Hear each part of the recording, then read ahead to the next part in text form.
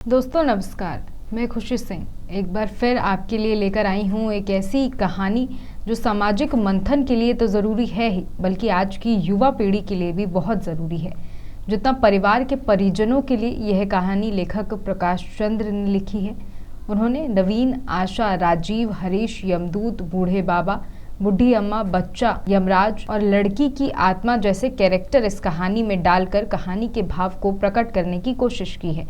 तो चलिए शुरू करते हैं लेखक प्रकाश चंद्र मंडल की खास कहानी अभिशाप क्यों। आशा और नवीन दोनों एक साथ कॉलेज में पढ़ते थे और पढ़ते पढ़ते दोनों में प्यार हो जाता है।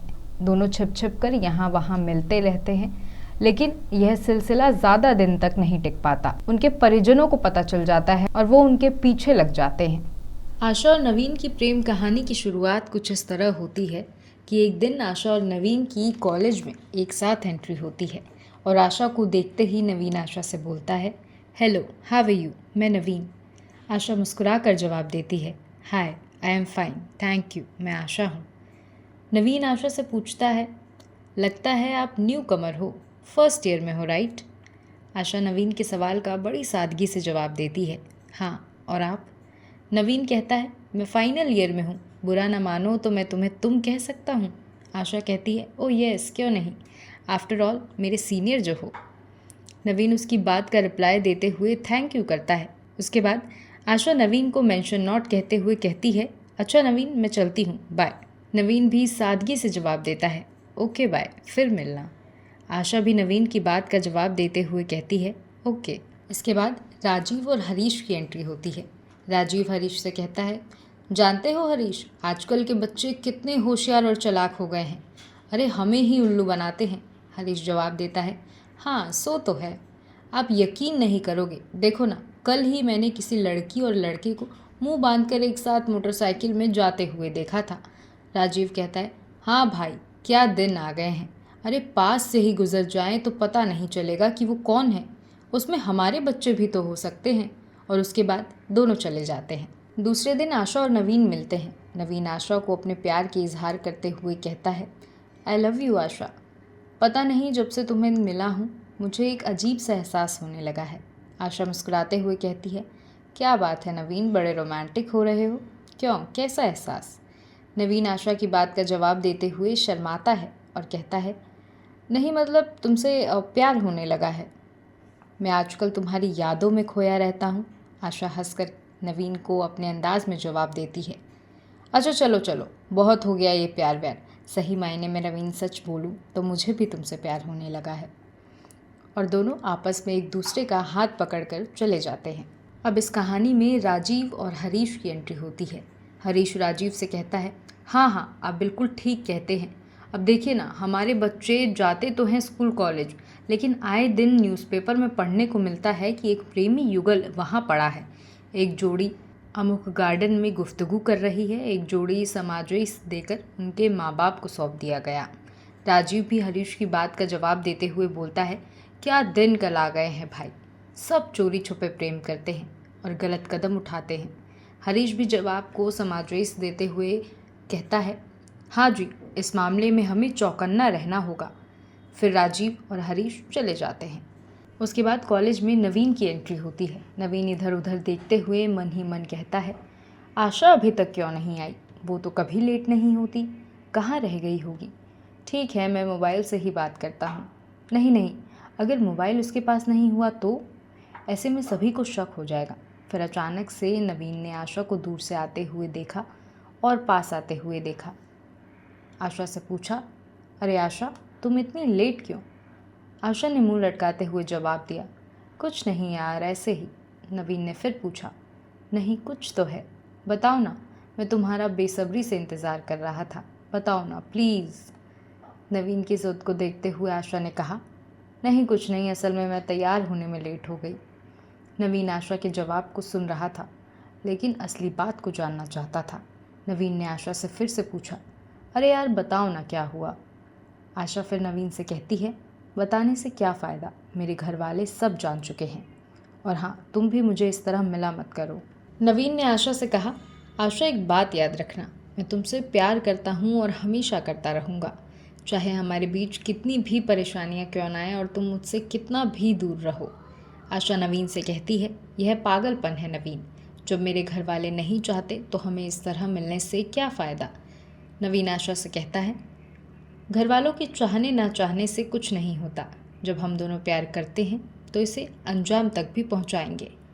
आशा कुछ सोचते हुए नवीन से कहती है, नहीं नवीन, पागल मत बनो। हम अकेले ऐसे कदम नहीं उठा सकते। इसके लिए हमें उन्हें भी साथ लेना होगा। नवीन भी आशा की बात का जवाब देते हुए कहता है, ठीक है, अभी तो क्लास का वक्त हो रहा है, हम बाद में मिलते हैं। तभी अचानक राजीव और हरीश आते हैं और दूर से ही आशा और नवीन को देख लेते हैं। राजीव नवीन से कहता है, सुनो, क्या नाम है तुम्हारा? नवीन हिचकिचाते हुए जवाब देता है, जी नवीन, प्रणाम। राजीव बैठते हुए नवीन से कहता है, ठीक है। हाँ, तुम लोग यहाँ क्या चोरी छुपे मिलने आते हो? क्या तुम्हारी आपस में कोई जान पहचान है? नवीन फिर हिचकिचाते हुए कहता है, जी नहीं, मतलब जी हाँ जी। राजीव गुस्से में नवीन से कहता है, अरे यह जी हाँ क्या लगा रखा है? ठीक बोलो। नवीन धीमी आवाज़ में जवाब देता है, जी हम लोग एक ही कॉलेज में पढ़ते हैं। राजीव अकड़ते हुए नवीन से कहता है, इसलिए जान पहचान हो गई क्यों? नवीन फिर राजीव को जवाब देता है, जी ऐसा ही कुछ समझ लीजिए। फिर आशा भी राजीव को जवाब देती है, जी पापा ऐसा ही है। राजीव गुस्से में आशा से कहता है, तुम चुप रहो। आशा भी जी पापा कहते हुए चुप हो जाती है। राजीव नवीन से गुस्से में पूछता है, सुनो, क्या नाम बताया तुमने? नवीन जवाब देता है, जी नवीन। राजीव गुस्से में नवीन से कहता है, हाँ नवीन, तुम्हें नसीहत दी जाती है कि दोबारा तुम इस तरह आशा से छिप कर नहीं मिलोगे, वरना अंजाम बहुत बुरा होगा, समझे? आशा बीच में कहती है, पापा लेकिन। राजीव आशा से कहता है, चलो मेरे साथ। आज से तुम्हें भी हिदायत दी जाती है कि कभी किसी लड़के से नहीं मिलोगी। और हरीश को आशा को अपने साथ ले जाने के लिए कहता है। आशा, पापा ऐसा नहीं कर सकते, बोलते हुए हरीश के साथ चली जाती है। कुछ दिन नवीन और आशा दोनों एक चारपाई पर बैठकर जहर की एक बोतल से कप में जहर खा लेते हैं। वहीं जालिम जमाना, प्यार के बंधन, पंचायत के तुगलकी फरमान, गोत्र आदि का कोई चक्कर था शायद। ठीक से बता पाना मुश्किल है। बस यह जान लीजिए कि दोनों ने एक दिन यह तय किया कि अगर साथ नहीं रह सकते तो साथ मर तो सकते हैं, और एक दिन जहर खा लिया। अच्छा, यहाँ तक तो कहानी रूटिंग सी प्रेम कथा प्रतीत होती है, लेकिन इसके बाद वह पेच फंसता है जो इसे एक अलग प्रेम कथा बना देता है। जहर पीने के बाद नवीन तो मर जाता है, लेकिन आशा नहीं मरती। शायद उसे तुरंत उल्टियां होने लगती हैं, या उसने जहर ही ठीक से नहीं पिया था, या फिर ऊपर जहर का असर नहीं हो पाया। कारण जो भी हो, पर वह मरी नहीं। चलिए आगे देखते हैं कि नवीन के साथ क्या क्या हुआ। यमदूत एक बुढ़े बाबा, एक बुढ़ी अम्मा और एक बच्चे और नवीन की आत्मा के साथ यमलोक जा रहे थे। तभी नवीन दूसरी आत्माओं को देखकर बोला, अरे भाई, तुम लोग सब हो, पर वो कहाँ गई? फिर नवीन यमदूतों से बोला, क्यों भाई, मेरी प्रेमिका कहाँ गई? यमदूत कंफ्यूज होकर बोला, प्रेमिका कौन? नवीन कहता है, अरे मेरी प्रेमिका भाई साहब, और कौन? हम दोनों साथ साथ ही तो मरे थे, पर वो कहीं दिख नहीं रही। यमदूत सभी आत्माओं को फटाफट यमलोक के रास्ते से ऑफिस कागजों से मिलान करते हुए पूछते हैं, क्या नाम था रे तेरी उस प्रेमिका का? नवीन जवाब देता है, जी आशा नाम था। यमदूत कहते हैं, आशा नाम की किसी लड़की की मृत्यु का जब कोई ऑर्डर ही इशू नहीं हुआ था तो श्रीमान हम कैसे उठाते? नवीन कहता है, देखिए आपके कागजों में ज़रूर कोई गलती होगी। अरे उसे तो मेरे साथ ही मरना था ना, हम एक ही कमरे में थे, एक ही बोतल का जहर भी पिया था, फिर आप मुझे तो उठा लाए और उसे? प्लीज़ आप लोग ठीक से ढूंढिए तो सही। यमदूत नवीन को जोर से घसीटते हुए कहते हैं, यार वो नहीं मरी, और अब तू चुपचाप चल मेरे साथ, वरना अभी तेरा हाथ छूट गया तो वैतरणी में टपक जाएगा और न जाने फिर किस तरफ बह जाएगा, पता भी नहीं चलेगा। नवीन यमदूत से कहता है, पर वो मरी क्यों नहीं? यमदूत नवीन को ताना मारते हुए कहते हैं, अबे झंडू, उसने तेरे को झक्कू दे दिया होगा, गच्चा खा गया तू। जब तू जहर पी रहा था तब उसने जहर का गिलास इधर उधर उड़ेल दिया होगा। नवीन यमदूत से कहता है, वह ऐसा नहीं कर सकती थी। मेरे बिना जीने का सोच भी नहीं सकती थी। ये बात तो वो खुद कहती थी। यमदूत फिर नवीन को ताना मारते हुए कहते हैं, अरे अकल के दुश्मन, हम रोज़ ऐसे किस्से देखते हैं। कोई भी किसी के लिए नहीं मरता। कहते सब हैं लेकिन मरता कोई भी नहीं है, समझा तू? नवीन मुरझाई हुई आवाज़ में रोते हुए कहता है, पर आशा ऐसी नहीं थी। सारी दुनिया से अलग थी वो। हाय, वो मेरे बिना कैसे जी रही होगी, क्या कर रही होगी, क्या कर रही होगी। यमदूत नवीन से कहते हैं, मैं अपने दिव्य दृष्टि से देखकर बताऊं तुझे कि तेरी आशा भी क्या कर रही होगी? नवीन कहता है, हाँ हाँ बताओ ना, बताओ ना। वो मेरा सच्चा प्यार है, मेरी जान है वो, उसके बिना मैं। यमदूत प्रेमी से कहते हैं, बस तो सुन, तेरी आशा इस समय पनीर की सब्जी के साथ पराठे खा रही है, जो अब उसकी माँ अभी अभी अस्पताल लेकर पहुंची है। और कुछ सुनेगा? नवीन दुखी होकर कहता है, क्या यार? यमदूत कहता है, हाँ, मेरा बाप भी मुझे समझाता था कि तू जिसके लिए मरे जा रहा है ना, वो तेरे मुंह फेरते ही तुझे 2 दिन भी याद नहीं रखेगी। नवीन यमदूतों से पूछता है, क्यों भाई साहब, इधर ये पुनर्जन्म का क्या चलता है? क्योंकि मुझे पुनर्जन्म की कहानियाँ, फिल्में याद हैं। यमदूत गुस्से में जवाब देते हैं, अबे घनचक्कर, अभी तो तू यमलोक भी नहीं पहुँचा। तेरे इस जन्म के पाप पुण्य का हिसाब तो हो जाए, और तू पुनर्जन्म की तमन्ना करने लगा। नवीन दांत पीसते हुए कहता है, मैं सोच रहा था कि पुनर्जन्म लेकर इस आशा की बच्ची को ऐसा सबक सिखाऊंगा कि इस तरह बेवफाई करना भूल जाए। यमदूत पूछता है, तो पुनर्जन्म लेके अपनी प्रेमिका से बदला लेगा? तू या तो प्रेम करेगा या फिर नफरत, इसके अलावा तू कुछ जानता ही नहीं है। और सुन, ये ज़रूरी नहीं कि तुझे पुनर्जन्म में मनुष्य जन्म ही मिले। मान ले कि कीड़ा मकोड़ा बनाकर भेज दिया तो? नवीन कहता है, तो कीड़ा बनकर मैं उस आशा की बच्ची को ऐसा जोर से काटूंगा कि। यमदूत कहता है, काटेगा तो तुझे यूं ही चुटकी से मसल डालेगी। तो फिर रोता हुआ वापस लौटेगा कि प्रेमिका ने फिर से हत्या कर दी। नवीन चुप होकर कुछ देर तक विचार मग्न के बाद फिर यमदूत से पूछता है, वैसे ये पुनर्जन्म तो होता है ना? यमदूत कहते हैं, बिल्कुल होता है, एक दिन तेरा भी होगा।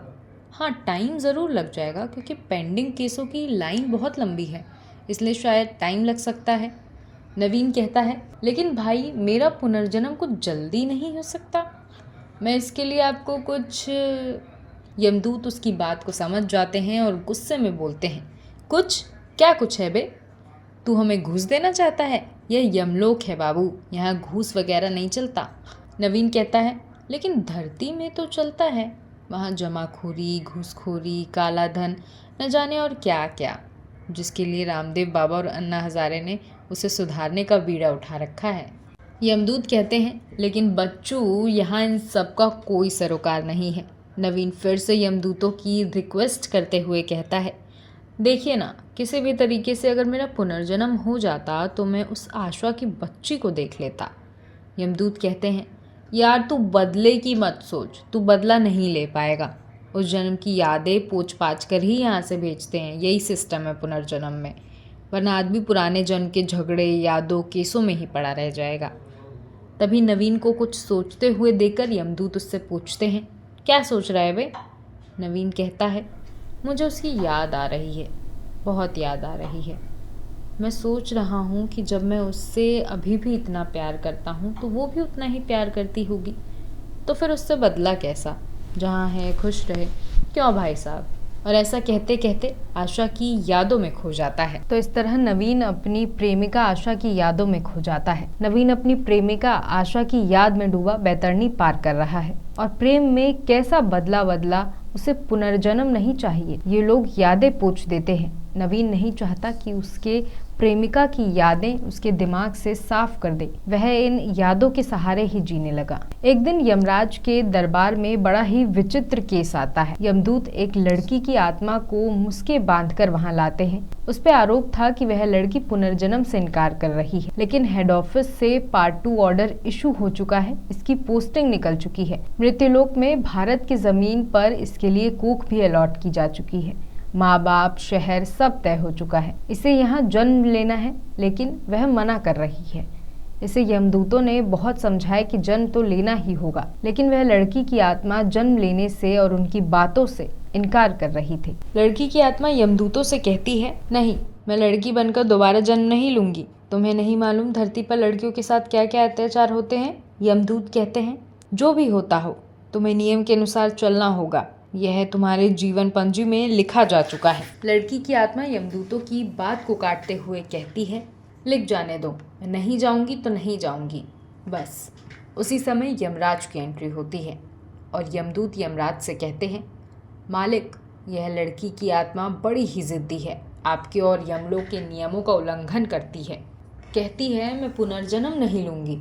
यमदूत की बात को काटते हुए लड़की की आत्मा यमराज से कहती है, ये लोग पूरी बात नहीं बता रहे हैं यमराज, मैंने जन्म लेने से मना नहीं किया है। यमराज उस लड़की की आत्मा से पूछते हैं, तो फिर क्या बात है, बोलो।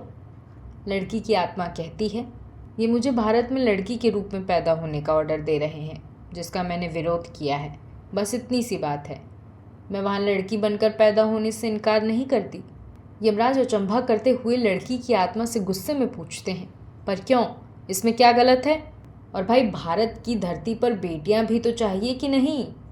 मैंने जो अनुपात बनाया है प्रकृति में स्त्री पुरुष पैदा होने का, उस प्रावधान को बनाने का फिर मतलब ही क्या निकला? तुम मना कैसे कर सकती हो? लड़की की आत्मा ने यमराज से अचानक पूछा, आप कितने दिनों से धरती पर नहीं गए हैं, बताइए। यमराज लड़खड़ा कर हकला कर बोलने की कोशिश करते हैं कि यमराज की ओर से यमदूत ने लड़की की आत्मा को फटकारते हुए कहा, कैसी उल्टी सीधी बातें करती है मूर्ख, साहब से इस तरह जबान लड़ाती है बे। तुझे यमराज के दरबार में पेश होने का प्रोटोकॉल सिखाऊं? भगवान से कैसे बात की जाती है नहीं पता? तभी अचानक यमराज लड़की की आत्मा से बोलते हैं, मेरे धरती पर जाने को तूने खूब पूछी रे लड़की की आत्मा, तूने धर्म ग्रंथ में छिपी हमारी सरकारी विज्ञापित नहीं पढ़ी? मैं तो धरती के कण कण में व्यापत हूँ, वहाँ मेरा क्या जाना क्या ना जाना। लड़की की आत्मा चिढ़ते हुए यमराज से कहती है, चलिए आप यह कण कण वाला किस्सा मुझे मत सुनाइए, बस ये बता दें कि भारत में कब से नहीं पधारे आप महाराज। यमदूत लड़की की आत्मा को टोकते हुए कहते हैं, अरे वहाँ क्या जाना, वहाँ तो ऋषि मुनियों की धरती है, वह धर्मभूमि कहलाती है, वहाँ देवताओं का निवास है। लेकिन लड़की की आत्मा बहस पर उतारू हो जाती है। यमदूत की बात न सुनकर सीधे यमराज से पूछने लगती है। लड़की की आत्मा यमराज से कहती है, हे यमराज, आप मुझे यह बताओ कि आप जिन लड़की की आत्माओं को बेटी बनाकर वहाँ पैदा होने भेजते हो, उनका भविष्य क्या होता है?